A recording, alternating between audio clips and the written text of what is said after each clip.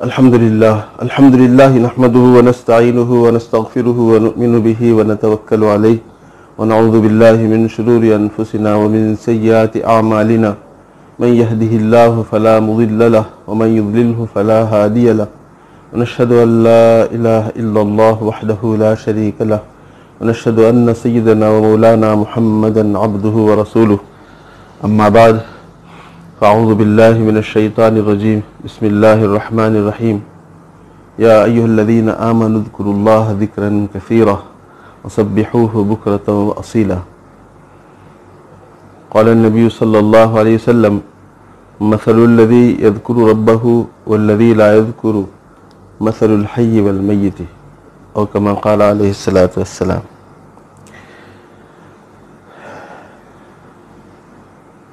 اللہ جل شانہ نے ایمان والوں کو اس کا نام کثرت سے لینے کی تاکید کی ہے.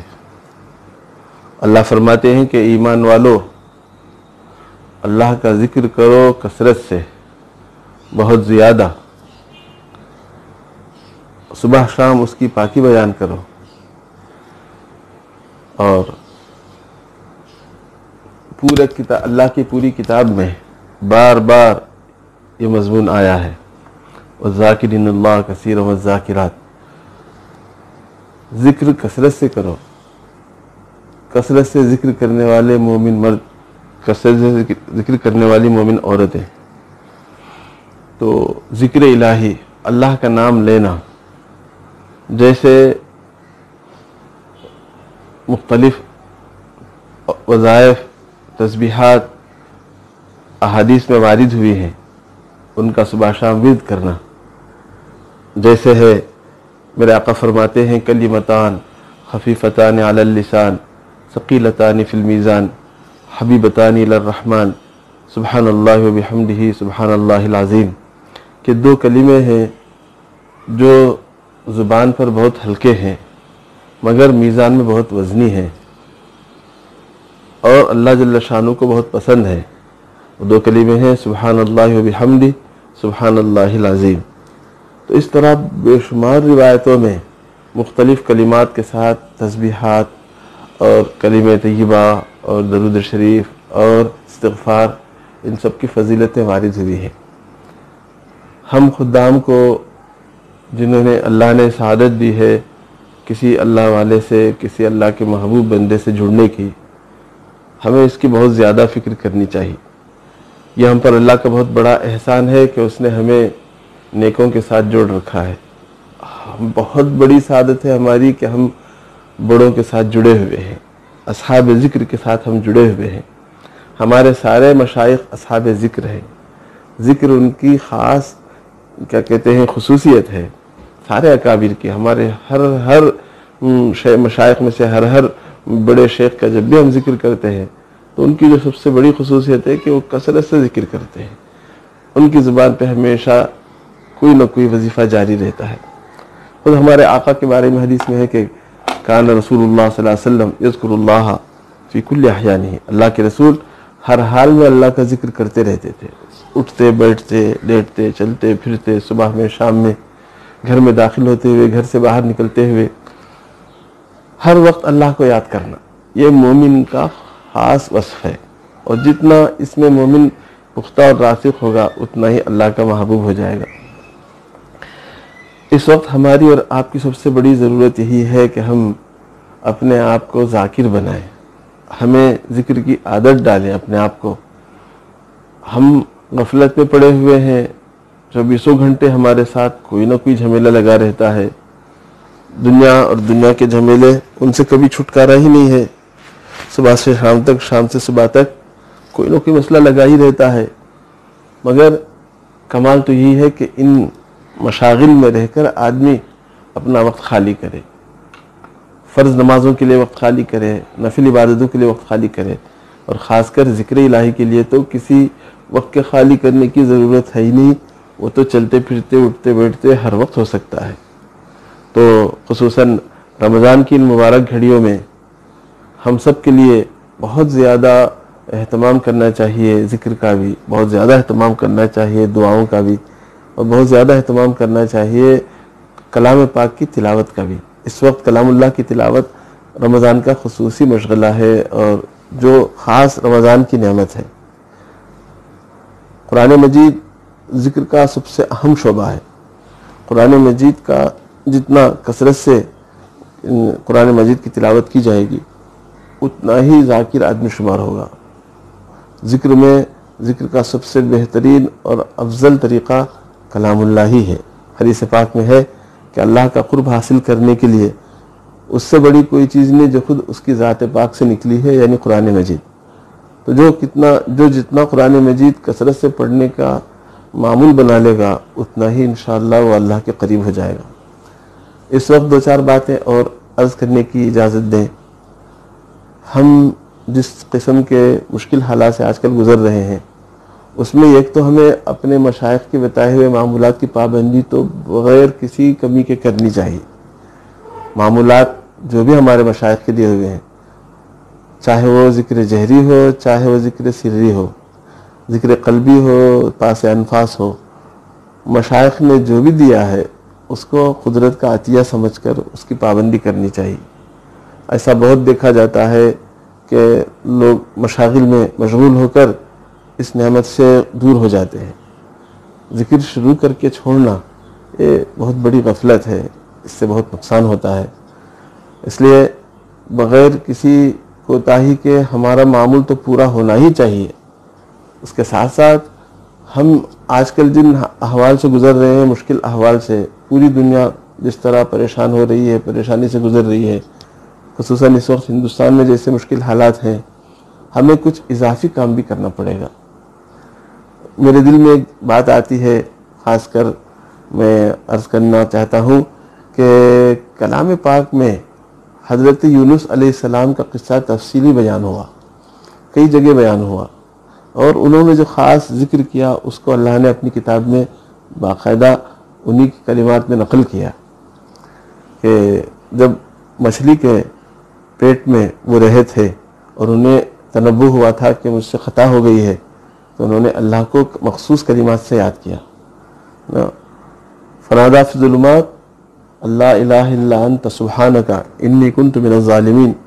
حضرت یونس نے اندھیریوں میں، بالکل مچھلی کے پیٹ میں، سمندر کی تہہ میں، اور گھبراہٹ کے وقت میں جب بالکل اکیلے ایک طرح سے خطا میں پکڑے گئے تھے، تو اس وقت انہوں نے اللہ کو پکارا۔ کیسے پکارا؟ کہ لا الہ الا انت، پروردگار آپ کے سوا کوئی معبود نہیں، سبحانک آپ کی ذات بہت پاک ہے، آپ بہت پاک ہیں، انی کنت من الظالمین، یقیناً میں گنہگار ہوں، میں ظالم ہوں، میں نے اپنے آپ پہ ظلم کیا ہے۔ تو دیکھو یہ کلمات کتنے عظیم الشان ہیں۔ اللہ نے خود یہ کلمات حضرت یونس کے دل میں القاء کیے، اور حضرت یونس نے ان کلمات سے اللہ سے دعا مانگی اور اللہ نے قبول فرما لی۔ اللہ جل شانہ اپنے بندوں پہ بڑے مہربان ہیں، وہ مالا مال کرنا چاہتے ہیں، نوازنا چاہتے ہیں، اس لیے نوازنے کے جو بھی راستے ہوتے ہیں وہ خود عطا فرماتے ہیں۔ تو حضرت یونس کے دل میں ان کلمات کا القاء اللہ ہی نے فرمایا، اور فرمایا کہ انہوں نے جب ان کلمات سے دعا مانگی، لا الہ الا انت سبحانک انی کنت من الظالمین، تو اللہ جل شانہ کی رحمت کو جوش آیا، اور اللہ تعالیٰ نے فرمایا فنجیناہ من الغم، ہم نے اس گٹھن سے ان کو نجات دلا دی، ہم نے اس گٹھن سے ان کو نکال لیا۔ اور ہمارا دستور یہی ہے۔ مجھے اس آخری جملے پر خصوصاً آپ کو متوجہ کرنا ہے، ہم میں سے ہر ایک کو اس پہ توجہ دینی چاہیے۔ اللہ کہتے ہیں وَكَذَلِكَ نُنْجِي الْمُؤْمِنِينَ، ہم اسی طرح ایمان والوں کو نجات دیتے ہیں۔ معلوم ہوا کہ ان کلمات سے کبھی بھی کوئی بھی مومن اللہ کو پکارے گا تو اللہ جل شانہ اس کی پکار ضرور سنیں گے، اور جس گھٹن میں بھی وہ مبتلا ہے اس سے اس کو انشاءاللہ ضرور نجات ملے گی۔ ہمارے مشائخ نے ان احوال میں بہت کثرت سے توجہ دلائی ہے، بار بار اس پہ تنبیہ کی ہے کہ ہمیں آیت کریمہ کا، یعنی جو دعائے یونس ہے، لا الہ الا انت سبحانک انی کنت من الظالمین، اس کا ورد کثرت سے کرنا چاہیے۔ میں اپنے دوست و احباب سے، ہمارے خانقاہ سے جڑے ہوئے تمام احباب سے، حضرت کے تمام منسلکین سے، میرے سب دوستوں بھائیوں سے میں درخواست کرتا ہوں کہ اپنے معمولات میں آیت کریمہ کو مستقل داخل کر لیں۔ اگر ہم ساتھ ہوتے تو مسجد میں ساتھ بیٹھ کے ایک ساتھ وہ تعداد، مخصوص تعداد جو مشائخ کی منقول ہے، اس کو پورا کرتے، لیکن اگر ایسا نہیں ہے تو کیا ہم انفرادی نہیں کر سکتے؟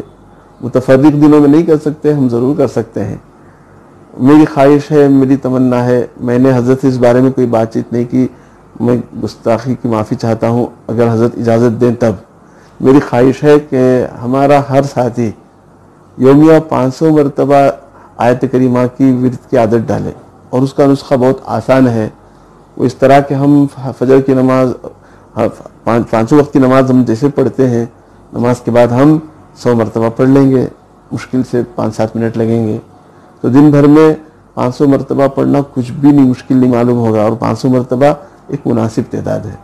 اگر ہم یومیہ 500 آیت کریمہ پڑھنے کی عادت ڈال لیں گے، اور ہر ہمارا جو بھائی، ہمارے سب ساتھی احباب اس کی عادت ڈال لیں گے، تو انشاءاللہ ایک بڑی تعداد میں اللہ کے دربار میں دعائے یونس پہنچے گی، اور ان کلمات کے ساتھ ہم سب کی ایک ساتھ پکار پہنچے گی کہ ہم جن مشکلوں میں گھرے ہوئے ہیں، اللہ ہمیں اس سے نجات دے۔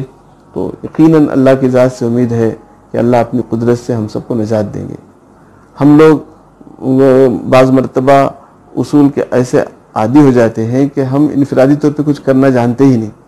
اگر ہم اجتماعی طور پہ یہ معمول نہیں کر پا رہے ہیں تو کیا ہم انفرادی کو نہیں کر سکتے؟ تو میری ایک تو خواہش ہے کہ ہمارے سب احباب 500 مرتبہ آیت کریمہ کے ورد کا معمول بنا لیں۔ اگر 500 ممکن نہیں ہے تو 300 تو بہت آسان ہے، اور کچھ نہیں تو 100 تو کر ہی سکتے ہیں، تو 100 مرتبہ تو بہت آسانی سے ہم اس کو پورا کر سکتے ہیں۔ اس کے علاوہ صبح شام کی جو تسبیحات ہیں، تیسرا کلمہ اور درود شریف اور استغفار، اس کی بھی پابندی ہمیں بہت ضروری کرنی چاہیے، اور اس کے علاوہ جس کو اکابر نے جو معمول دیا ہے اس کی پابندی کرنی چاہیے جی۔ اور الحزب الاعظم کے اندر جو دعائیں ہیں انہیں دھیان سے اللہ سے مانگنا چاہیے، ترجمے پر دھیان کر کے مانگنا چاہیے، مترجم نسخہ ساتھ رکھنا چاہیے، اور جگہ جو اس کے معنی پر غور کر کے دھیان دے کر وہ دعائیں مانگنی چاہیے۔ تو اس وقت ہم جن مشکلات سے گزر رہے ہیں ان سے نکلنے کی یہی تدبیریں ہیں کہ ہم دعائیں بھی مانگیں گے، استغفار بھی کریں گے، اور اوراد کا اہتمام بھی کریں گے، اور خاص کر اپنے معمولات کی پابندی بھی کریں گے۔ مجھے حکم ملا تھا کہ میں اس ذکر کی اہمیت پہ کچھ عرض کروں۔